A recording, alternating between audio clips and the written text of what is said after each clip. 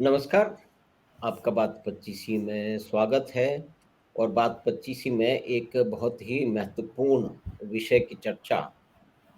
इस विषय के एक बहुत ही बड़े जानकार और जो पाकिस्तान से शरणार्थी बड़ी ही मुश्किल परिस्थितियों में भारत में आ रहे हैं, मुख्य रूप से जोधपुर में वो बस रहे हैं, तो उनकी देखभाल और उनके लिए लड़ने का काम जो सबसे आगे बड़े लंबे समय से करते रहे हैं, श्री हिंदू सिंह जी सोडा, जो यही पाकिस्तान में से ही माइग्रेट किए 60s में, तो उसके बारे में बताएँगे। लेकिन मुख्य रूप से ये समस्या कब से विकराल रूप में पहुँच गई है, इसकी उत्पत्ति के कारण क्या हैं?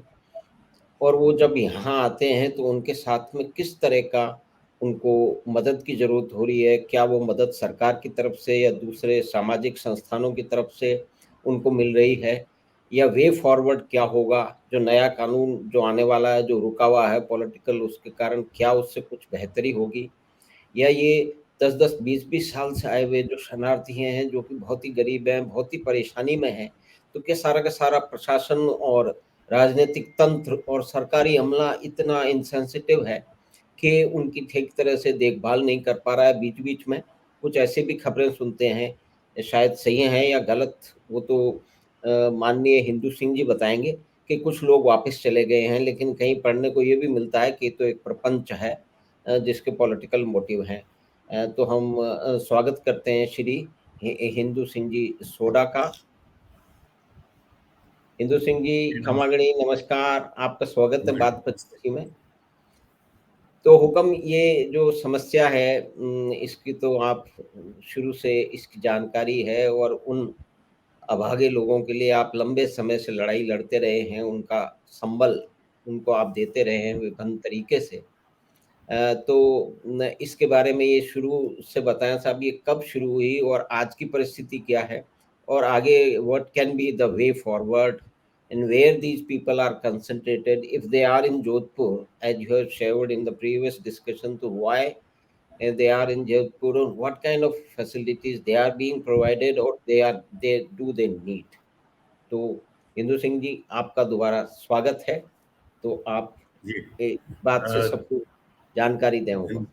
धन्यवाद माधव सिंह जी। मैं दरअसल जो खुद भी एक ऐसे माइग्रेंट परिवार से हूँ जो विस्थापित होकर के और भारत आया। जी हुकम। और ये बात है 71 की, मुझे तारीख भी याद है, 8 फरवरी 1971। जी हुकम। और उसके बाद में 10 महीना बाद में भारत पाकिस्तान के बीच में युद्ध हुआ।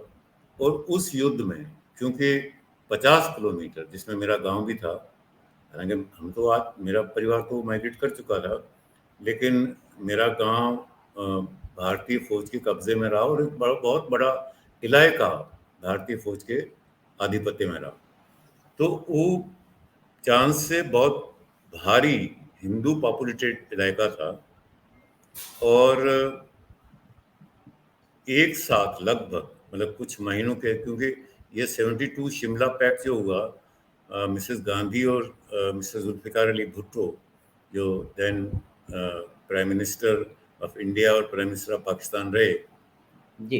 उनके बीच में, तो तब तक ये क्षेत्र भारत के कब्जे में था। तो इस दरमियान लगभग 90,000 लोग विस्थापित होकर के आए। उससे पहले 1965 में, क्योंकि हमारे इलाके ने 47 का माइग्रेशन नहीं देखा था, खास करके ढाड़ क्षेत्र, या जिसको थारपारकर, जिसके अब 3 जिले हो गए हैं, वहां पर माइग्रेशन नहीं हुआ था। लेकिन हुँ। 65 में जब इंडिया पाकिस्तान के बीच में युद्ध हुआ, तो उसमें जरूर 10,000 के आसपास लोग वहां से विस्थापित होकर के आए थे। और जो तीसरा विस्थापन, जिसको हम जब पूरे विस्थापन को समझना चाहते हैं, तो वो विस्थापन है कि 1991 में जब यहाँ पर राम मंदिर और बाबरी मस्जिद को लेकर के जो एपिसोड चला, उसके बाद में वहाँ पर उसके रिटेलिएशन जो हुआ, जिस ढंग का वहाँ पर रिएक्शन हुआ, और जिस ढंग से और भी जो जियो पोलिटिकल सिचुएशन जो सब कॉन्टिनेंट के अंदर हो रही थी, खास करके तालिबान का उभरना, या उससे पहले रशियन जो जिस ढंग से कब्जा हुआ था अफगानिस्तान के अंदर, उनकी बाकायदा फौजें भी रही और उनके पसंदीदा सरकारें भी रही। तो तालिबान जब उनसे लड़ भी रहे थे और बाद में जब हुकूमत में भी आए, तो इसका पूरा असर पाकिस्तान में देखने को मिला। खास करके फंडामेंटलिस्ट जो जमातें थी वो बहुत मजबूत हुई और फंडामेंटलिज्म बहुत स्प्रेड हुआ, और उसका सीधा टारगेट और सॉफ्ट टारगेट जो थे वो हिंदूज बने, जो कि मैक्सिमम एक तरीके से सिंध में ही थे। और सिंध में ये पॉपुलेशन लगभग 8% के करीब है, जो पूरे पाकिस्तान के अंदर जो है वो 1.8 जो कि आंकड़ा देते हैं वो इतना है। तो ये तो है माइग्रेशन का सिनेरियो। जी अब आपने इससे जुड़ी हुई जो बात पूछी है कि उनकी कैसे जिंदगी रहती है, कैसे वो लोग हैं, पहले तो मैं आपसे ये जरूर यहाँ पर बता दूं, अर्ज करना चाहूंगा कि ये जो माइग्रेशन हुआ है इसमें पहले क्योंकि बॉर्डर पोर्स था, और ठीक 90s में जब ये थर्ड वेव शुरू होने वाली थी तो 90s में ये पूरा बॉर्डर फेंस होना शुरू हो गया। वो यहाँ की कई सारी ऐसी घटनाएं हुई थी जिसको मुझे तफसील में जाने की जरूरत नहीं है, कि जिस जी पर भारत की जो इंटरनल सिक्योरिटी थी उसको बड़ी थ्रेट महसूस हो रही थी। बहरहाल, तो उसके बाद में बाकायदा जो भी लोग आए हैं वो पाकिस्तान का पासपोर्ट और भारतीय दूतावास जो इंडियन एम्बेसी इस्लामाबाद में है उनका वीज़ा लेकर के आए। और ये दो किस्म का वीज़ा होता है, एक तो विजिटर वीज़ा होता है और एक पिलग्रिमेज, जैसे हरिद्वार कोई नहाने जा रहा है या अपने पूर्वजों के अस्थियां बहाने के, मतलब ये सब बहाने थे सच पूछें आपको, क्योंकि बेसिकली तो वहां से माइग्रेट करना था। अब आप इंडियन एम्बेसी जाकर के इस्लामाबाद में ये कहते हैं कि हम परसिक्यूशन की वजह से या डिस्क्रिमिनेशन की वजह से हम जाना चाहते हैं, तो आपको कोई इजाज़त नहीं देगा। तो विजिटर या पिलग्रिमेज वीज़ा एक साधन थे जिनके माध्यम से आप वहाँ से ट्रैवल करके यहाँ आ सकते हैं। तो इस ढंग का एक हिसाब रहा। फिर हम लोगों ने ये भी कोशिश की, क्योंकि तब सिर्फ पंजाब बॉर्डर से ही आ रहे थे, तो हम लोगों ने डिमांड की कि एक रेलवे जोधपुर महाराजा और जो हैदराबाद निज़ाम थे इनके बीच में एक बाकायदा एग्रीमेंट था कि ये गाड़ी चला करेगी, और चलती थी। ये आज़ादी से पहले की बात कर रहा हूँ या पाकिस्तान बनने से मैं पहले की बात कर रहा हूँ, और ये जी ऊपर 1965 तक चली। फिर 1965 की वॉर में पाकिस्तान एयरफोर्स के जो जहाज थे उन लोगों ने हमला किया बाकायदा, तो उसके बाद में उस गाड़ी को भी नुकसान हुआ और ये गाड़ी बंद कर दी गई। फिर हम लोगों ने वापस डिमांड की कि इस गाड़ी को वापस शुरू करना लाजमी है, क्योंकि बॉर्डर एरिया में जब मैं विस्थापितों की समस्याओं को लेकर के 1008 किलोमीटर की जो पूरी पट्टी है जिसमें 1000 गांव आते हैं, उनमें जब मैं घूम रहा था जी तो वो चाहे हिंदू हो चाहे मुसलमान हो, सबकी ये ख्वाहिश थी, क्योंकि सबके रिश्ते उस तरफ थे। क्योंकि ये कहानी जो है ये अब भी, ये मैं तो आज से 25-30 वर्ष पहले की बात कर रहा हूँ, लेकिन ये जो कहानी है वो तब तो मुश्किल से आप माने कि 40 साल ही हुए थे, और अब जो है अभी भी 74 ही साल हुए हैं उसको पाकिस्तान बने हुए। तो इसलिए सबकी रिश्तेदारियां, वो लोग अभी जिंदा हैं जिनके के रिश्तेदार पाकिस्तान में, चाहे वो हिंदूज हैं या मुस्लिम्स हैं। तो सबकी जब ये ख्वाहिश थी तो हम लोगों ने ये डिमांड की। बहरहाल 2006 में थार एक्सप्रेस नाम से ये वापस जो हैदराबाद की जगह कराची से शुरू हुई और जोधपुर तक, तो ये एक साधन बन गया, और एक जो लोगों का आने का संख्या थी ये भी बढ़ी बाकायदा। और फिर जोधपुर एक ट्रांजिट पॉइंट बन गया, मैक्सिमम लोग यहीं बसने लगे। उसकी वजह ये थी कि एक MH ने, मिनिस्ट्री ऑफ होम अफेयर्स, जो भारत सरकार का गृह मंत्रालय है, उनका एक नोटिफिकेशन है, वो ये कहता है कि कोई भी फॉरेनर्स, उसमें पाकिस्तान तो है ही है, वो उसके जो शहरी हैं, जो बाशिंदे हैं या जो सिटीजन्स हैं, वो बॉर्डर के 15 नेशनल हाईवे के वेस्ट में नहीं जा सकते। और इनके सब रिश्तेदार जो हैं वो लगभग बॉर्डर पर हैं या वेस्ट में आते हैं वो गांव। तो फिर वो चाहते नहीं चाहते हुए भी जोधपुर में बसना शुरू हुए। आज जोधपुर में छोटी बड़ी जो है वो लगभग 30 सेटलमेंट्स हैं और 18,000 लोग अकेले जोधपुर एफआरओ जो फॉरेन रजिस्ट्रेशन ऑफिस है वहां पर रजिस्टर्ड हैं, और गैर रजिस्टर्ड भी लोग हैं। और पूरे राजस्थान में मेरा अंदाज है कि ये 30,000 के आसपास आज भी नॉन सिटीजन्स हैं। लेकिन क्योंकि जी नहीं, मैं आपसे हुक्म ये एक जिज्ञासा ये है कि एक बहुत बड़ा जो है वो जितने भी लोग भारत में लीगल तरीके से आना चाह रहे हैं, पासपोर्ट लेके आना चाह रहे हैं, तो उन बेचारे लोगों के लिए तो पासपोर्ट बनवाना और उसके लिए यात्रा करना और खर्चे करना बहुत ही मुश्किल काम है। और दूसरी तरफ से बिल्कुल हम देखते हैं कि एक एक बिना किसी कागज के बांग्लादेश से लोग लगातार चले आ रहे हैं और पूरे भारत में बसते चले जा रहे हैं। तो ये तो एक, क्योंकि वो कागज के साथ आ रहे हैं। लेकिन मेरी ये थोड़ी-सी, जब मैंने का कोई भी आदमी जो कि जोधपुर से आकर के वहाँ बसा है और वो एक पर्टिकुलर उसमें रह रहा है, एक एक सेटलमेंट में रह रहा है और उसके ऊपर ये दुनिया भर की रिस्ट्रिक्शन है कि इधर नहीं जाएगा, उधर नहीं जाएगा। मतलब उसके मूवमेंट को रिस्ट्रिक्ट कर दिया गया है with a view to the security. लेकिन अब ये उसमें जासूस होंगे या इस तरह के कोई खुराफाती लोग होंगे, वो तो बहुत ही कम संख्या में होंगे। और उसके बारे में इंटेलिजेंस एजेंसीज अगर ध्यान रखती हैं तो उनको मालूम भी चल सकता है कि भाई ये 10, 20, 50 लोग हो सकते हैं। तो ये मूवमेंट में जो रिस्ट्रिक्शन है उनकी सोशल लाइफ में और उनके दूसरे काम धंधे के, एक जोधपुर में जो रह रहे हैं हुक्म, वो किस क्या basically how they support themselves, उनको कोई सपोर्ट भी सरकार की तरफ से मिल रही है या अपने आप ही कुछ मजदूरी कर रहे हैं या अन्य धंधों में धीरे धीरे लग रहे हैं, उसके बारे में तो आपको पूरी ये भी एक जानकारी सामने आनी चाहिए। मैं आपके 3 मुख्य रूप से सवाल समझा हूँ।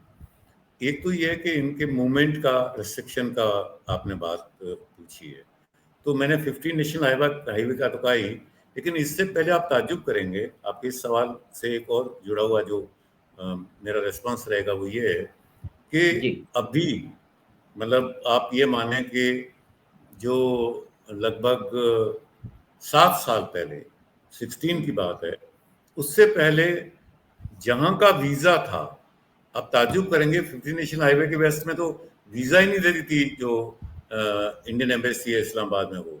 लेकिन यहाँ आने के बाद में भी जो लोग जोधपुर का जैसे फर्ज करें कि वीजा है, तो उससे उम्मीद की जाती थी कि वो जोधपुर की म्यूनिसिपल लिमिट्स के बाहर नहीं जाएगा, इतना रिस्ट्रिक्शन था। हम लोग लगातार क्योंकि इस लड़ाई को लड़ रहे थे और हम जो एडवोकेसी कर रहे थे, उस एडवोकेसी के अंदर ये एक पॉलिसी चेंज का बड़ा एक हमें जो नतीजा पॉजिटिव देखने को मिला वो ये है कि ये through out state free movement करने का जो है वो इनको हक मिल गया, एक बाकायदा नोटिफिकेशन जो एमएचए का था उसके द्वारा। और आज ये कहीं भी फ्री मूवमेंट कर सकते हैं थ्रू आउट राजस्थान, लेकिन अगेन 15 नेशनल हाईवे के वेस्ट में नहीं जाएंगे, एक बात। दूसरी बात यह है कि जो सेटलमेंट्स की जब मैं बात कहता हूं तो बहुत सारे लोगों के जहन में ये आता है कि सेटलमेंट्स ये वो हैं जो कि सरकार ने इनके लिए शायद बनाए होंगे ट्रांजिट पॉइंट को देखते हुए, लेकिन ऐसा नहीं है।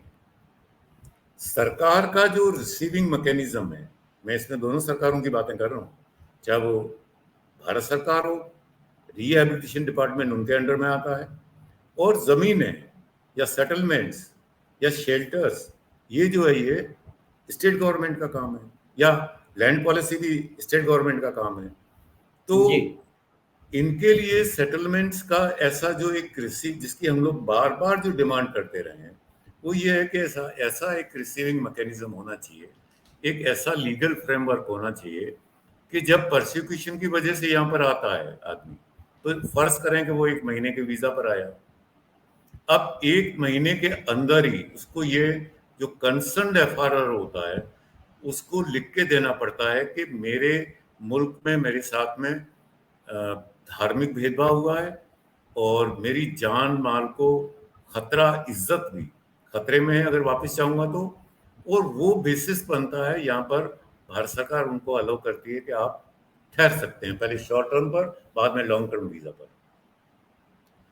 अब ये जो एक्चुअली बात है कि आप ठहर तो सकते हैं, लेकिन ठहरेंगे कहाँ, इसका कोई बंदोबस्त नहीं है, पहली बात। दूसरी बात कि आप क्या करेंगे लाइवलीहुड का, सरकार की तरफ से कोई नॉन सिटीजन्स के लिए इनिशिएटिव नहीं है। तीसरी बात कि उनके बच्चे कहाँ शिक्षा ग्रहण करेंगे, क्योंकि वो मेन सिटी में तो अफोर्ड नहीं कर सकते रहने का, वो आउटस्किट पर ही रहते हैं। आउटस्किट पर उनके लिए कौन स्कूल खोलेगा, या जो मेडिकल की सुविधाएं हैं जो सरकार की तरफ से फ्री हैं, वो भी सुविधाएं उनको कौन देगा। तो हमें लंबी लड़ाई तो इसमें ही लड़नी पड़ी कि मेडिकल की, जैसे फर्ज करें अब उनका एक महिला है, वो प्रेग्नेंट है, वो जाती है एक डॉक्टर के पास में, तो वो उसकी आईडी पूछता है। इनके पास में दो आईडीज हैं, पासपोर्ट है या आरपी जो रेजिडेंट परमिट होता है वो है, या जिसको एलटीवी में कन्वर्ट कर दिया गया वो होता है। अब ये दोनों बताने पर ऐसे ऐसे हमारे पास में, जिसको हमने पर्सनली फॉलो किया, ऐसे ऐसे केसेस आते थे कि उनको डिस्चार्ज कर देते थे कि हम कोई किसी रिस्क में नहीं पढ़ना चाहते, पाकिस्तानी सिटीजन है, पता नहीं कौन है, कहाँ का है। इवन जो एक नौजवान आया था कि उसके हार्ट के अंदर उसकी जान खतरे में थी, और डॉक्टर ने, प्रोफेसर जिनकी यूनिट में वो भर्ती था, उन्होंने उसको डिस्चार्ज कर दिया। फिर क्योंकि मीडिया एडवोकेसी को भी हम एक अपना हथियार मानते हैं, या इस बात को एक डिसेमिनेट करने का कि हमारे जो विस्थापित हैं या जो शरणार्थी हैं उनको किस तरह की समस्याएं आ रही है, तो उन लोगों ने जोर शोर से इस मसले को उठाया है। और ऑनलाइन ही, मैं खुद भी था, जो नरेश त्रिहान साहब बहुत बड़े कार्डियोलॉजिस्ट माने जाते हैं, और डॉक्टर लाल जिनके चेन ऑफ हॉस्पिटल्स हैं दिल्ली सहित नोएडा वगैरह और बाकी तमाम जगहों पर, जयपुर में भी है, तो ये भी ऑनलाइन आए, दोनों ही कार्डियोलॉजिस्ट जो कि देश के जाने माने कार्डियोलॉजिस्ट थे। तो उन लोगों ने ये मतलब सीधी एक ही बात कही कि अगर हमारे पास में हम डॉक्टर्स हैं, हमारी पढ़ाई है मरीज को ठीक करना, हम तो नेशनलिटी नहीं पूछते, तो जिसने भी ये किया गलत हुआ है, लेकिन तब तक काफी लेट हो चुका होता। बहरहाल मैं खुद उस पेशेंट के साथ दिल्ली गया और उसको उन लोगों ने फ्री ट्रीट भी किया। तो ये इस ढंग से फॉलो करना पड़ता है कि कैसे फिर हम मेडिकल आउटरीच जो इनका प्रोग्राम है सरकार का, उसका हिस्सा बने। हम लोगों ने खुद ने एक स्कूल सरकार से खुलवाया, लेकिन वो कायदे से नहीं चल पाया। तो फिर हम लोगों ने एक स्कूल अपनी तरफ से, जो फिलोथेरेपिस्ट हैं, ऑर्गेनाइजेशंस हैं या जो इंस्टीट्यूशंस हैं, खास करके जैसे मैं नाम ले सकता हूँ, चिल्ड्रन होप ऑफ इंडिया है, इन लोगों से हमने कहा, तो उन लोगों ने बाकायदा एक स्कूल के लिए टीचर्स का और ये प्रबंध करके, और हमने एक वहीं बहुत ही, जहाँ पर रास्ता भी पूरा नहीं जाता है, वहाँ स्कूल की शुरुआत की। क्योंकि बच्चे छोटे प्री स्कूल, जो school, regular school, after school, जिसमें स्किल का भी हमने, मतलब इस तरह के इनिशिएटिव्स, ताकि वो एक मॉडल बन करके आगे रेप्लिकेबल मॉडल को हम अख्तियार कर सकें, इस तरह की हमने शुरुआत की। और लाइवलीहुड के लिए भी हमने इनिशिएटिव्स लिए। मेरा कहने का मतलब है, ये जो सरकार की तरफ से होना चाहिए था, वो सरकार की तरफ से एज सच, जी, तो शरणार्थी है उनके लिए कोई एक रिसीविंग मैकेनिज्म, रोड मैप जो है वो नहीं है, जो लीगल एक फ्रेंडली पॉलिसी जिसकी दरकार रहती है, वो एब्सेंट है। जी। तो हुक्म 70 मतलब 60 से बात करें तो आज 60-70 साल हो चुके हैं, और 70 से भी इस ये जो गंभीर समस्या का एकदम से एक्सप्लोजन हुआ जैसा आप फरमा रहे हैं, तो इस बात को भी करीब 50 साल होने को आए। तो हमारा जो सरकारी तंत्र है, जो कोई पॉलिटिकल या सोशल स्ट्रक्चर है, या कि वो उसको इनकी, भाई इनको भारत की नागरिकता मिलने में क्या बेसिक प्रॉब्लम है, क्या इनको मिलेगी तभी तो इनका सही, इनके ये भाग के बेचारे आए क्यों हैं वहां से। तो यहाँ उनको इतनी कठिन परिस्थितियों में 50-60 मतलब साल से किस तरह से एक बिल्कुल ही उनको मतलब अकेला छोड़ दिया गया है। कुछ उनके लिए अब जैसे आप फरमा रहे हैं 18,000, तो बहुत सारे सेटलमेंट में रहते होंगे, तो कितने तो स्कूल बनेंगे। ये बेसिकली उनको एक नॉर्मल जो है वो सामान्य जीवन जीने के लिए उनको जो नागरिकता चाहिए, भई ये वहाँ से भाग के आए हैं। तो और बहुत सारे संगठन हैं जो कि दुनिया भर की बातें करते हैं। उनका क्या इसके अंदर कंट्रीब्यूशन रहा है, या वो भी इससे बिल्कुल मतलब उनका कोई इन्वॉल्वमेंट नहीं है? सरकार तो मतलब उनको अगर वो नागरिकता देगी तो पूरा सरकारी तंत्र, उसके रूल रेगुलेशन है, तो उसमें 60 साल से कोई भी उसमें परिवर्तन कोई भी नहीं हो पाया है। और दूसरी तरफ देखिए, दूसरे देशों से भाग के लोग आ रहे हैं, उनके लिए तो सुप्रीम कोर्ट में जाकर के बड़े-बड़े वकील लड़ रहे हैं। तो ये तो खैर एक दूसरा पॉइंट है, लेकिन 60-70 साल से भारत के तंत्र ने कुछ उनकी नहीं ली। बस आप जैसे जुझारू जो व्यक्ति हैं वही इसमें लगे हुए लगते हैं शायद। तो इसका क्या कारण है? कब तक इनको ये इसकी कोई टाइमलाइन होगी? क्योंकि मेरे ख्याल में 2 जनरेशन तो उन बेचारों की जो 70 में आए थे, उनकी 2 जनरेशन तो यहाँ हो गई बड़ी ही विषम परिस्थिति।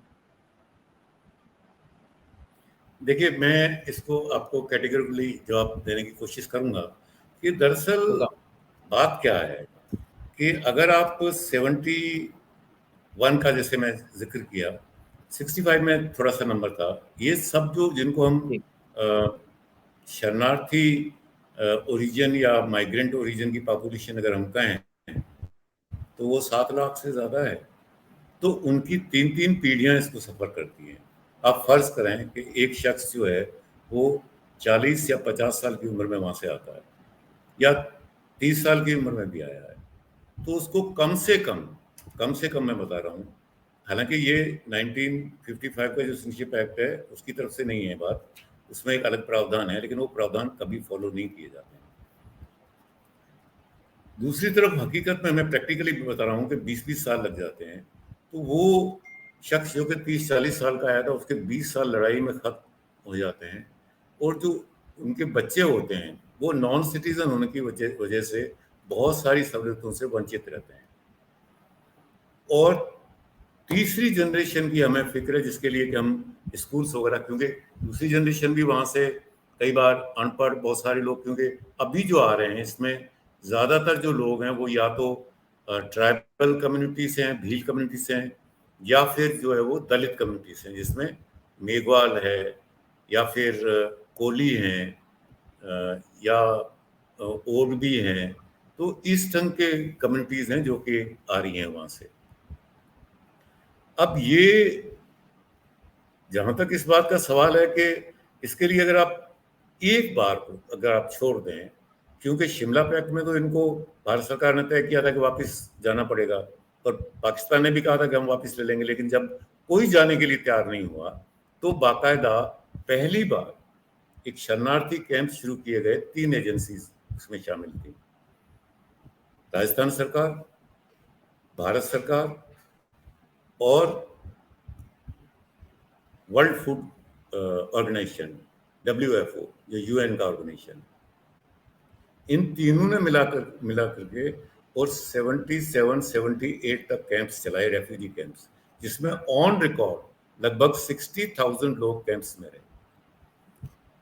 तो हम लोग बार बार जब ये मुद्दा उठता है और किसी लीगल फ्रेमवर्क की बात आती है, जब हम सरकार से एंगेज होते हैं, खास करके गवर्नमेंट ऑफ इंडिया से, और इवन राजस्थान सरकार से भी हम लोग ये बात करते हैं, तब भी ये कहते हैं कि आप इनको रेफ्यूजी का स्टेटस दीजिए, क्योंकि चांस से मेरे ऑर्गेनाइजेशन को ये एक मौका मिला कि मैं 2006 की बात कर रहा हूँ, तब हम लोगों ने एक बाकायदा all the south Asian refugees living in India में जोधपुर में उन सब के प्रतिनिधियों का हम लोगों ने एक सम्मेलन बुलाया, जिसमें उनके तमाम वो एक्टिविस्ट या लीडर्स, या फिर आप ये भी कह सकते हैं कि तिब्बतियन जो गवर्नमेंट इन एक्साइल, जिसको भारत सरकार ने मंजूर भी किया हुआ है, तो उनके जो भी उनकी पार्लियामेंट है उसके MPs वगैरह जो मेरे मित्र भी हैं, तो वो लोग भी उसमें शामिल हुए। श्रीलंका के तमिल रेफ्यूजीज भी आए। CST जो चिटगांव हिल ट्रैक, जिसको अभी आपने बांग्लादेश के नाम से कहा था, तो वहाँ के जो बुद्धिस्ट हैं वो भी आए, और बर्मा के या म्यांमार जिसको कहा जाता है, वहाँ के वो लोग जो कि they are fighting for the restoration of democracy in their country of origin, तो वो जो इस लड़ाई को लड़ रहे हैं वो लोग भी थे। तो ये तमाम ग्रुप्स को हमने बुला करके ये जानने की कोशिश की कि आखिर क्या है।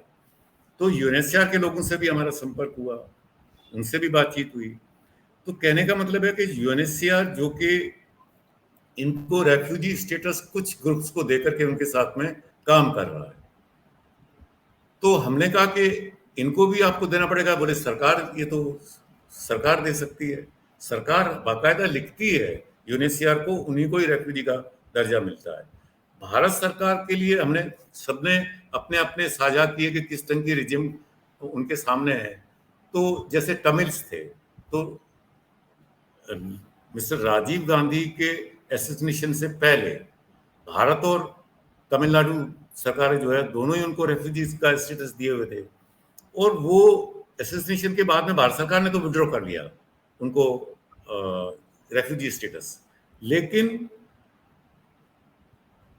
तमिलनाडु के अंदर कोई भी सरकार है, और तमिलनाडु की जो वहाँ की तमिल एक एथनिसिटी है, वो इतनी स्ट्रांग एक फीलिंग थी कि वो आज भी उनको ये दर्जा हासिल है। तो कहने का मतलब है कि जो आपने सवाल किया कि बांग्लादेश से या बाकी जगहों से लोग आ रहे हैं, अब हकीकत ये है कि अगर वनरेबिलिटी का कोई क्राइटेरिया हो, और इस पर अगर आप देखेंगे तो मुझे सच में ये तकलीफ के साथ में कहना पड़ रहा है कि ये इतना वनरेबल ग्रुप कोई नहीं है। और अभी जो रिसेंट माइग्रेंट्स आ रहे हैं आफ्टर 90s के, जो मैंने जिक्र आपसे किया, तो वो या तो दलित हैं या फिर ट्राइबल्स हैं, सिर्फ और सिर्फ अपनी आइडेंटिटी बचाने के लिए यहाँ पर आ रहे हैं। कितनी बड़ी बात है। और जब यहाँ पर इस तरह की कोई सुविधा नहीं मिलती है या नेक्सस पनपते हैं, जैसे आपने मुझसे एक तीसरा और भी सवाल किया कि मैं ही काम कर रहा हूँ, मैं काम कर रहा था, लेकिन अभी बहुत सारी मुझे दुख के साथ कहना पड़ रहा है, हालांकि ये अच्छा मैसेज नहीं जा रहा है इससे, लेकिन मैं मजबूर हूँ ये बात कहने के लिए कि कुछ दुकानें खुली हैं और उन लोगों ने राधर शोषण किया है। लोगों से सरकारी जमीन पर बिठा करके उनसे पैसे ले लेते हैं, फिर वो लोग तंग होते हैं। तंग होने की बदौलत कई बार उनके फर्जी डॉक्यूमेंट्स बनाते हैं, उनको वापस पैसे के लालच में जबरन वापस भेजते हैं। तो ये सब मिला करके पाकिस्तान के अंदर जो है बाकायदा सरकार, वो पाकिस्तान सरकार वापस जाने वालों का वहां पर मीडिया ट्रायल होता है, और जो एक एंटी इंडिया प्रोपेगेंडा है उसका हिस्सा बनता है। तो ये जो इनके हमदर्द बनकर के यहाँ पर आते हैं, वो वहां पर एक एंटी इंडिया बाकायदा प्रोपेगेंडा के मददगार बनते हैं। ये कम से कम लोगों के जहन में जरूर बात होनी चाहिए। तो हम लोग बार बार, हाँ जी, एक आपने जो शिमला समझौता था दोनों प्रधानमंत्रियों के, भुट्टो साहब और श्रीमती इंदिरा गांधी के बीच में आया, तो उस समय ये कहा गया कि वापस ले लेंगे। तो क्या ये वास्तु स्थिति का मतलब सरकारी अफसरों को, जिन्होंने ये नियम कायदा बनाया, उनको इसका कोई संज्ञान नहीं था, या कि उन्होंने इस पे ध्यान ही नहीं दिया कि जो बेचारे वहां से भाग भाग के यहाँ आ गए हैं, वो विषम परिस्थितियों में आए हैं, वो किस तरह के प्रोसिक्यूशन में आए, तो वापस क्यों भेजना चाहते हैं। और ये देखिए, शायद उगांडा में मैं निवेदन करा, जैसी मेरी जानकारी है उसको दोबारा करना पड़ेगा, कि उगांडा में जब इस तरह का ईदी अमीन के समय हुआ था और लोग भारत आना चाहते थे, तो उनको मजबूरी में जाना पड़ा। उसमें बड़े उद्यमी थे और व्यापारी लोग थे, और उस तरह के एंटरप्रेन्योर्स और दूसरे और भी लोग थे, कि उनको यूरोप और इंग्लैंड गए, वो अधिकतर दूसरे देशों में गए, भारत में। तो ये खैर वो इशू बिल्कुल दूसरा है। तो यानी कि भारत के जो तंत्र है उसकी मूल में ये है कि इनकी उपेक्षा करनी है, शायद कुछ टोपियां ओढ़ने के लिए या कुछ झंडे लहराने के लिए। और अगर वो लोग वापस जाएंगे झूठे या सच्चे, वहां तो उसको पाकिस्तान में तो उसका पूरा प्रचार तंत्र उनका खड़ा है, वो तो सिंगल फोकस है उनका। तो हमारे यहाँ 70 साल से, हुक्म 50 साल से ये समस्या वहीं की वहीं खड़ी है। अगर माने कि उनको भाई उस रिफ्यूज क्यों, उनको तो नागरिकता दे दीजिए ना आप, चाहे भी मतलब ये दुनिया भर के कानून बदले जा सकते हैं, तो कम से कम अब तो ये कानून जो पहले नहीं बदले वो एक अलग परिस्थिति, अब तो शायद उसमें आपको लगता है कि कोई उसमें कोई प्रगति हुई है, या जस की तस वहीं खड़े हैं हम 50 साल पहले की परिस्थिति।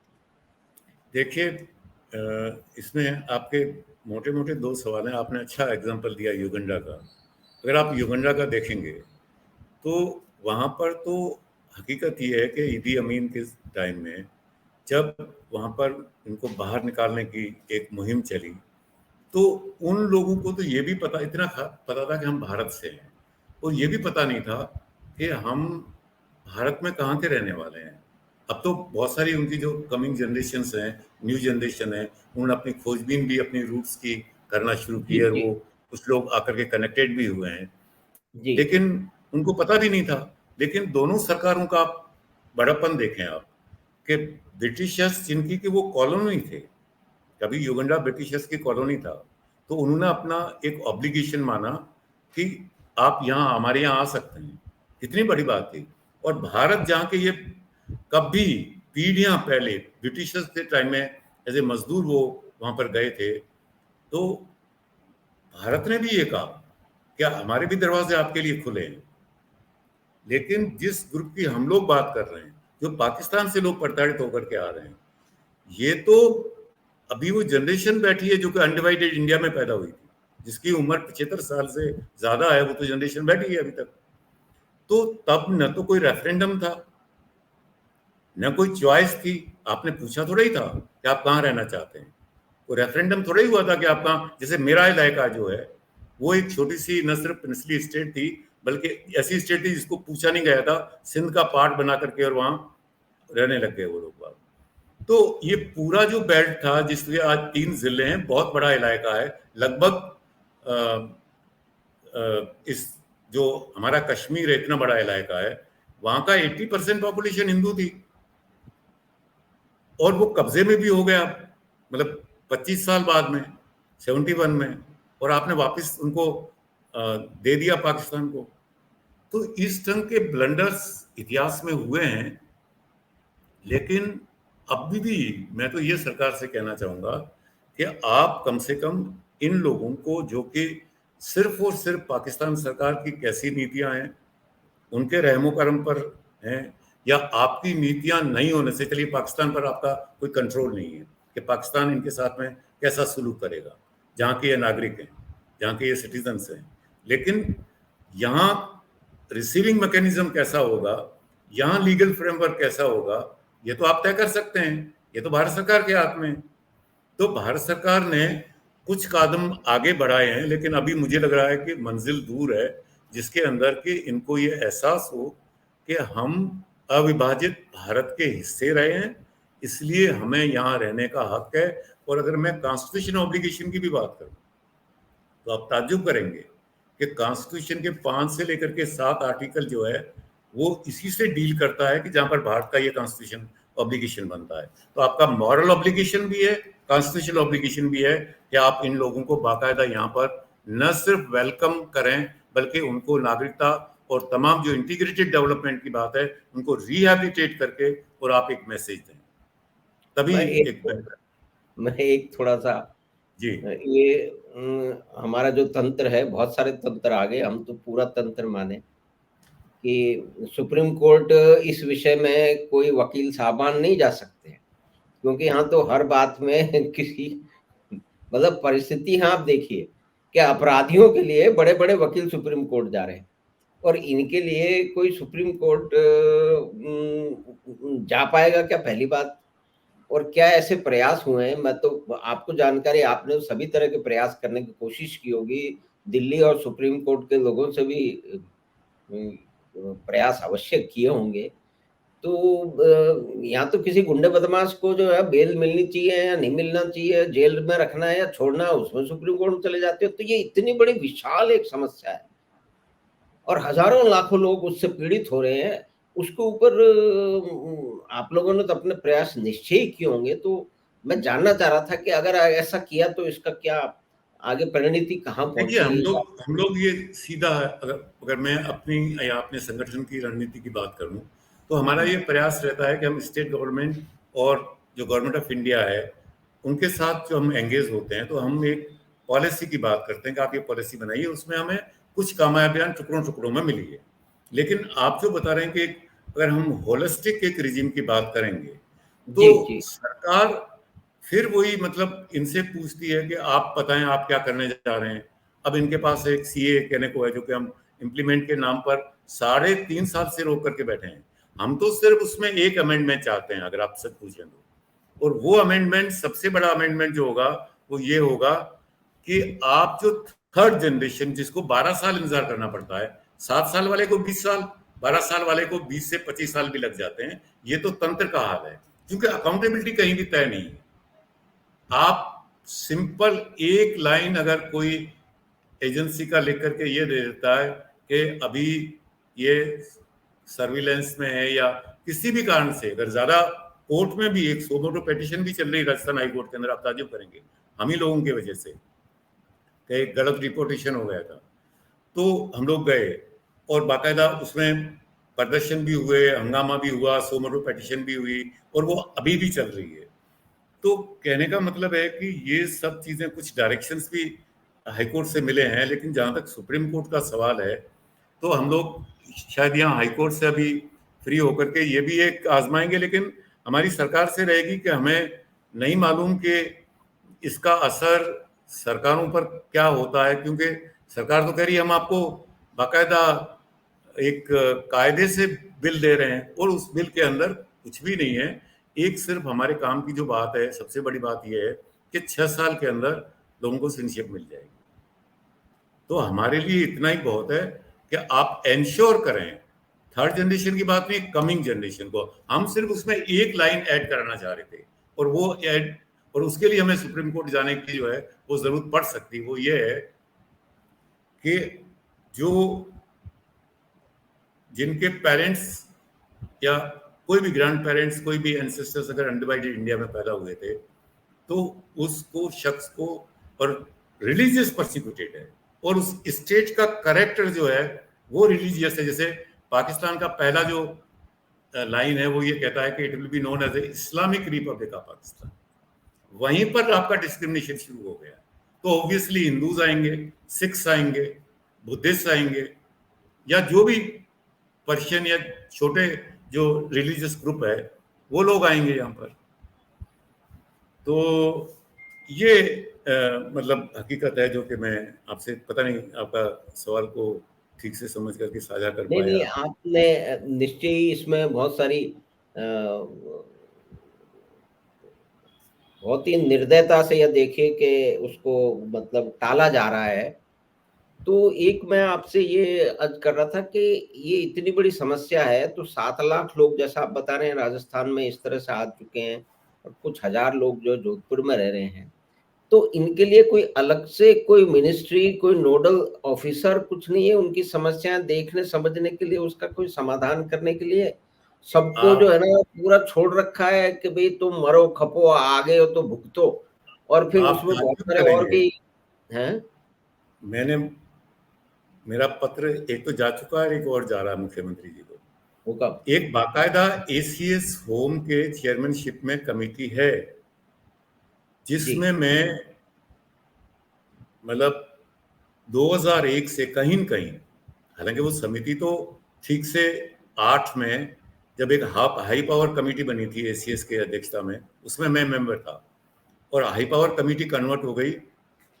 हाई पावर कमेटी की रिकमेंडेशंस थी कि एक बाकायदा एसीएस होम की अध्यक्षता में चेयरमैनशिप में एक कमेटी बने, तो उसमें मेरे ऑर्गेनाइजेशन को जगह है, तो मैं उसमें जाता हूं। लेकिन इन 5 सालों का अगर आप उठा करके देखेंगे तो एक ही मीटिंग हुई है। अब ये मीटिंग मैं नहीं बुला सकता, मीटिंग तो चेयरमैन ही बुला सकता है। तो आप समझ सकते हैं कि सरकारों की प्रायोरिटी क्या होती है, पहली बात।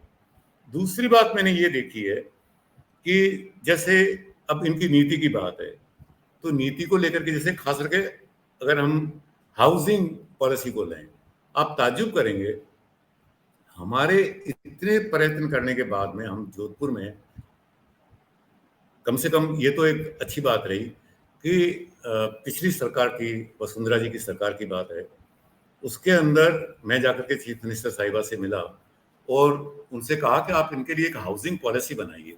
ड्राफ्ट तो मेरे पास तैयार था, तो उन्होंने कहा कि यार ड्राफ्ट कहाँ है, तो मैंने उनके सामने पेश किया। तो उन्होंने सीएस को, एसीएस होम को, यूडीएच को, सबको इन्वॉल्व करके मेरे साथ में बिठाया और वो पॉलिसी बन गई।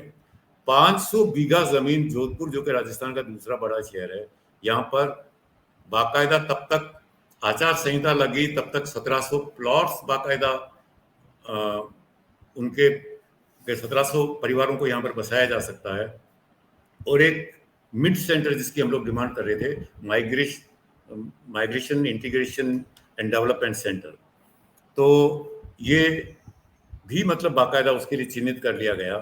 लेकिन इस सरकार को बार बार अब तो मैं सार्वजनिक रूप से, पहले मैंने सोचा कि शायद अभी करेंगे, इस बार करेंगे, अब तो लास्ट बजट भी गया, तो ये तमाम हमने अपनी तरफ से जो प्रयास पिछली सरकारों के साथ में किए, कहीं कुछ नीतियां भी बनवाई, लेकिन वो नीतियां इम्प्लीमेंटेशन का इंतजार कर रही है। और मैं अभी भी ये सकारात्मक ढंग से सोच रहा हूँ, और मैं सोचता हूँ कि हम इसको मंजिल को पा लेंगे, जिसमें चाहे आवासीय नीति की बात हो, या इवन जो ये सिटीजन्स के लिए है, जो नॉन सिटीजन्स हैं उनके लिए एक शेल्टर का बाकायदा, इन दो चीजों के लिए, शेल्टर के लिए और एक बाकायदा होलिस्टिक रिजीम के लिए अगर हमें सुप्रीम कोर्ट जाने की जरूरत रहेगी तो हम इसलिए जाएंगे क्योंकि जो लोग वहां प्रताड़ित हो रहे हैं उनके सामने सिर्फ और सिर्फ दो ही चीजें हैं कि या तो वो माइग्रेट होकर के भारत आए, जहां पर कि यहाँ कई बार जलाल झेलनी पड़ती है और वापस जाना पड़ता है, तो वापस जाने पर भी कलमा पढ़ना पड़ता है, और अगर वहां रह भी जाते हैं तो भी बहुत कन्वर्जन, अभी परसों ही खबर आई है कि वहां 50 फैमिली एक साथ कन्वर्ट हुई हैं। तो इस ढंग के जो हालात हैं उसके अंदर अगर सरकार कोई निर्णय नहीं लेती है तो हमारे पास में भी जुडिशियल इंटरवेंशन के अलावा कोई चारा नहीं रहेगा, जो कि हम एक ऑलरेडी कहीं हाईकोर्ट में है और हम आगे भी जाएंगे। एक जैसे मतलब ये इतना बड़ा एक ह्यूमन इशू है, इतनी बड़ी समस्या है, इतने लाखों लोगों की, इसमें मीडिया में कोई उस तरह की जो है धुआंधार खबर, मतलब यहाँ तो एक परिवार या कुछ लोग जो है वो जंतर मंतर पे जाके बैठ सकते हैं, तो उस बारे में आपने कभी सोचा समझा है कि भाई हमको हम कैसे अटेंशन कैसे ग्रैब करें, मतलब मैं तो इस बारे में कम से कम कह सकता हूं ऑन हाँ रिकॉर्ड, मैंने जो जी पब्लिक हियरिंग्स यहाँ पर बुलाई, जिसके अंदर मुख्यमंत्री के सामने जाकर के हम पेश हुए बाकायदा, या जी ऑफिसर्स को उन्होंने बाकायदा पाबंद किया कि आप जाकर के मतलब इस पब्लिक हियरिंग में शामिल हो, जिसमें एसीएस से कम लोग नहीं थे, और एसीएस आते हैं वहाँ 4-5 आईएएस रहते हैं, कलेक्टर्स रहते हैं, एसपी जी आईपीएस रहते हैं। तो उसमें जी मैं 5 से लेकर के 10-10 हजार की मैंने पब्लिक हियरिंग्स, बड़ी पब्लिक हियरिंग्स यहाँ की है। रही बात असेंबली का घेराव की, हम लोग असेंबली बाकायदा पहुंचे हैं, वहां जाकर के मुख्यमंत्री से मतलब 3-3 मुख्यमंत्रियों से हम लोगों ने मतलब वार्ता की है उसी प्रदर्शन के दरमियान। और जहां तक आपने जंतर मंतर का नाम ही ले लिया दिल्ली का, तो जंतर मंतर कम से कम मैं तो वहां की परिक्रमा कर आया, मतलब के बाकायदा लोगों को ले जा करके और ये धरना प्रदर्शन कर आए हम। तो वो ये पिछले सब चीजें जो है, हम्म जी, नहीं वो कब हुआ, पिछले दिनों, क्योंकि वो कुछ समय गुजर गया। जंतर मंतर का अगर मैं कहूँ तो ये ठीक एग्जैक्टली 14 की बात है, मैं महीना तो आपको देख करके ही 14 बता से सकता हूँ। 9 साल हो गए वो कम। 9 साल हो गए, लेकिन उसके उसके बाद में प्रदर्शन तो हम करते रहे हैं। जंतर मंतर का आप मैं खास करके आपसे कह रहा हूँ। नहीं और ये तब जो बाकी ऑर्गेनाइजेशन आज जो पूरी मालिकियत कर रहे हैं वो तो कहीं थे ही नहीं, उनका कहीं नामो निशान ही नहीं था कि विस्थापितों पर कहीं कोई बात भी कर रहे हो। नहीं तो ये एक मतलब एक इतना बड़ा तंत्र, एक विशाल तंत्र है इस देश का, सेंट्रल गवर्नमेंट का भी है और स्टेट गवर्नमेंट का भी है, और भी बहुत सारे लोग हैं, मीडिया भी बहुत बड़ा है, वो कुछ तो है उसके ऊपर तो वहाँ पे बहस शुरू हो जाती है। बाकी इस तरह की एक ह्यूमन स्टोरी के पीछे जाते हैं ना, वो ह्यूमन स्टोरी की बात करते हैं बहुत सारे लोग, तो ये इतनी बड़ी ह्यूमन स्टोरी भारत के 24 घंटे चिल्लाने वाले मीडिया को नहीं समझ में आ रही, या उनका क्या रिएक्शन रहता है? आपका तो आपने तो निश्चय ये प्रयास किए होंगे कि किसी तरह नहीं, से ये बिल्कुल मेरा मेरा ये बहुत ही अच्छा तजुर्बा है, और मैं मीडिया फ्रेंडली भी माना जाता हूँ इस लिहाज से कि हुँ, जब भी मतलब इस तरह का कोई हमने मुहिम छेड़ी है या अपनी बात रखी है, तो मीडिया ने काफी उसको स्पेस दिया है। अगर आप देखेंगे, मेरे ख्याल से आजकल मेरे को ही लोग बताते हैं, मैं तो इतना टेक्नोलॉजी फ्रेंडली नहीं हूँ, लेकिन मुझे जी, बताते हैं कि गूगल पर बहुत सारा सामग्री है जो कि उन्होंने मीडिया से ही लेकर के गूगल ने वहाँ पर रखा है। हमारे हमारे पास तो वो भी ऐसा कोई सिस्टमेटिक मतलब वो काम नहीं है कि हम वहाँ पर खुद ही मतलब कहीं रखें। नहीं बहरहाल, गूगल गूगल तो एक ऑटोमेटेड है, ये तो सारा का सारा जी जी ऑटोमेटेड है। मतलब जी वो जी जो जी भी कुछ मीडिया पे जाता है, इलेक्ट्रॉनिक मीडिया पे, वेब पे जो भी जाता है, तो वो वहाँ पे कहीं न कहीं स्टोर हो जाता है। जी। तो इसमें कोई वे फॉरवर्ड आपको दिख रही है, कोई टाइमलाइन दिख रही है कि 70 साल से 50 साल से, मतलब ये लोग अभागे लोग, इनकी 2-3 जनरेशन बर्बाद हो चुकी हैं, बेचारे भटक रहे हैं, और उनका कोई समाधान आपको कोई अगले 5-10 साल में या कोई ऐसा लगता है आपको, या मैंने परिस्थितियाँ वहाँ बाकायदा एक ये। रोड मैप बनाया, मैं आपका सवाल समझ गया हूँ। मैंने बाकायदा एक रोड मैप बना करके, एक तो मैंने छोटी सी किताब लिखी है, फेंस बियॉन्ड अच्छा। फेंसिंग, हुँ, तो वो अपने आप में एक रोड मैप है। और दूसरा भी मैं संक्षेप में अगर आपको बात कहूँ कि कम से कम जैसे टास्क फोर्स जब पिछली सरकार बनी थी, ये 14 के अंदर की बात है, तो जी। ये जो धरना चल रहा था, इस धरने के चलते हुए हम लोग सब राजनीतिक दलों के नेताओं से मिले थे तब। जो उस वक्त भारतीय जनता पार्टी के अध्यक्ष थे राजनाथ सिंह जी, वो बाद में चांस जी। से गृह मंत्री बन गए। तो मैं तो उस धरने धरने के दरमियान उनसे मिला था। जब गृह मंत्री मिले तो मैं बाद में मिला उनसे, तो हमने कहा कि आपने तो वादा किया था। तो उन्होंने एक टास्क फोर्स बनाया, उस टास्क फोर्स की मीटिंग्स में मैं गया, लेकिन पूरा अधिकारियों के हवाले ये काम रहता था। अब अधिकारी जो है वो खुद की तरफ से तो हमें आश्वस्त करते थे कि हम नीति बनाएंगे, लेकिन जब बात आती थी उनके एक सिक्योरिटी का, एक लाइन ही काफी थी कि ये सिक्योरिटी कंसर्न भी हो सकता है, इंटरनल सिक्योरिटी का कंसर्न भी हो सकता है, वहां पर पूरी हमारी बात जो है वो बिगड़ जाती है। तो मेरे कहने का मतलब है कि इसके लिए home department, MEA minister of external affairs, state government, और जिसको सरकार ठीक समझे, जो इस विषय को समझ सकते हैं, ऐसे अगर जो नॉन पॉलिटिकल एक्टिविस्ट है उनको शामिल करके बाकायदा इसका एक तरीक़ेकार निकाला जाए, तो मेरे ख्याल से ये कोई बहुत बड़ी बात नहीं है।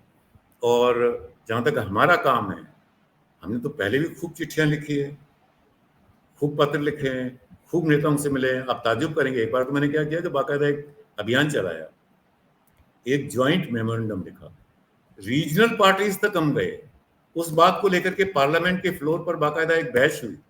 और मुझे आपको बताते हुए खुशी हो रही है कि एक भी political party, main political party, वो तो आप छोड़िए, कांग्रेस हो चाहे बीजेपी हो, ये तो खैर अपनी जगह पर हैं, लेकिन बाकी भी जैसे उनको पता नहीं खुद को नेशनल कहते हैं या रीजनल है, इसमें पचड़े में या इस बैच में मैं नहीं पढ़ूंगा, चाहे वो समाजवादी पार्टी हो, BSP रही हो, अच्छा बाकी जो लेफ्ट की पार्टियां हैं, CPI है, CPM है, या इवन हम तो AIADMK से लेकर के सब तक पहुंच गए, नेशनल कॉन्फ्रेंस तक कश्मीर, सभी लोगों से मिले, हमने कहा हम किसी पार्टी को नहीं छोड़ेंगे, और सबने हमारा वहां पर समर्थन किया।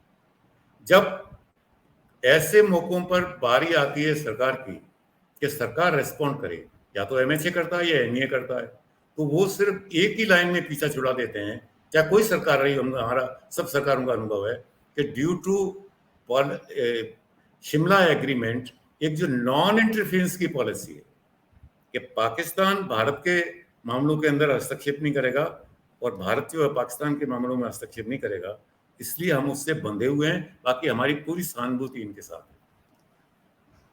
ये सुनकर के हम बाहर निकलते हैं। सर, बड़ी ही विकट और विचित्र स्थिति है।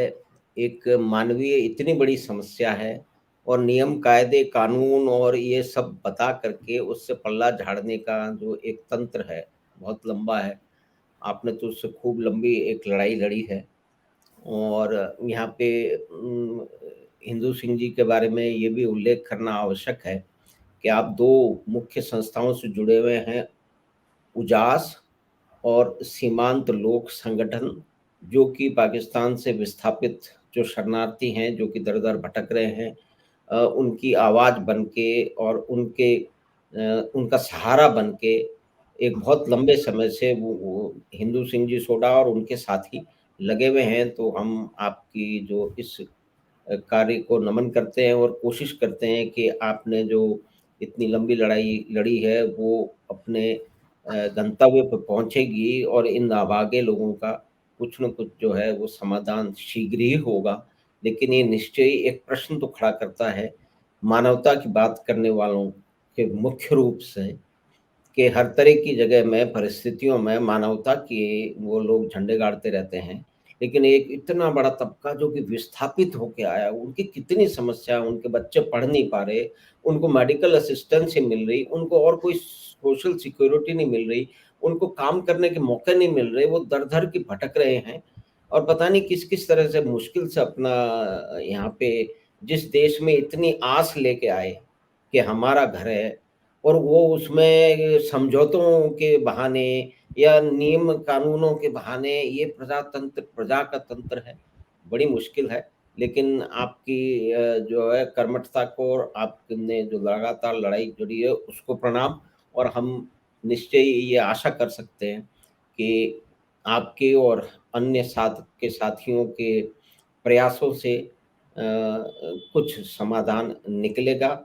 निश्चय ही इस बात को रेखांकित करना आवश्यक है कि बहुत लंबा समय गुज़र गया है, 3 पीढ़ियाँ एड़ियाँ रगड़ते-रगड़ते खप गई हैं। हमारा तंत्र जो कि प्रजातंत्र होने की, मानवता वगैरह-वगैरह की बहुत सारी दुहाइयाँ देता है, वो इस जो है धरातल पे बहुत ही दूर कहीं मुँह छुपा के बैठा हुआ है। लेकिन हम तो पॉज़िटिव एस्पेक्ट लेके यही कह सकते हैं कि इस लंबी लड़ाई का अंत जो है वो पॉज़िटिव होगा और आपने जो भी कुछ इसमें प्रयास किए हैं वो निश्चय ही काम आएँगे। तो हिंदू सिंह जी सोडा आपका धन्यवाद कि आप बात 25 में पधारे और आपने इस मानवीय समस्या को इसके विभिन्न आयामों को उनको साझा किया। आपका बहुत-बहुत धन्यवाद और आपकी जो विशाल अनुभव है, कई तरह के इस क्षेत्र में तो है ही, तो उससे हम अपेक्षा रखेंगे कि फिर आप बात 25 पे पधारेंगे और इसी विषय में, किसी विशेष घटना या परिस्थिति में या कि दूसरे विषयों में भी आपकी जो अनुभव हैं, आपकी जो विद्वता है, उसका लाभ सब लोगों तक पहुँचे, उसका प्रयास करेंगे। धन्यवाद, आपका आभार नमस्कार। कि मुझे आपने अवसर दिया कि मैंने अपनी बात को, अपने लोगों के दुख दर्द को यहाँ पर साझा किया। बहुत-बहुत धन्यवाद आपका। बहुत-बहुत धन्यवाद। आपका स्वागत है Hindu Singh ji show. Thank you sir, thank you very much.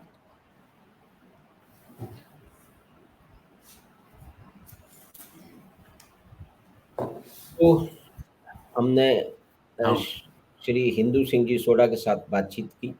उन्होंने समझाया कि भारत से आए हुए विस्थापित कितनी मुश्किलों में, विषम परिस्थितियों में अपना जीवन भारत में गुज़ार रहे हैं और सरकारी तंत्र और पूरा प्रजातांत्रिक और तंत्र उससे बेखबर है।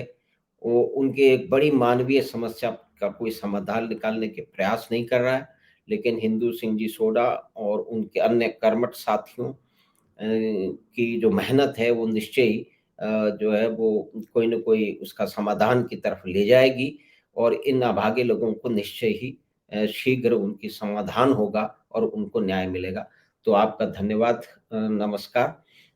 आपने ये बातचीत सुनी और जिन महानुभावों ने, मित्रों ने चैनल बात 25 को सब्सक्राइब करने की कृपा की है, तो अपना सब्सक्रिप्शन एक बार फिर से देखें, क्योंकि जब आप सब्सक्राइब करते हैं, तो आपका जो डिफ़ॉल्ट सेटिंग है, वो प्राइवेट होता है, तो उसको आप पब्लिक कर दें। हम आपसे शीघ्र मिलेंगे बात 25 की अगली बात में। धन्यवाद, नमस्कार।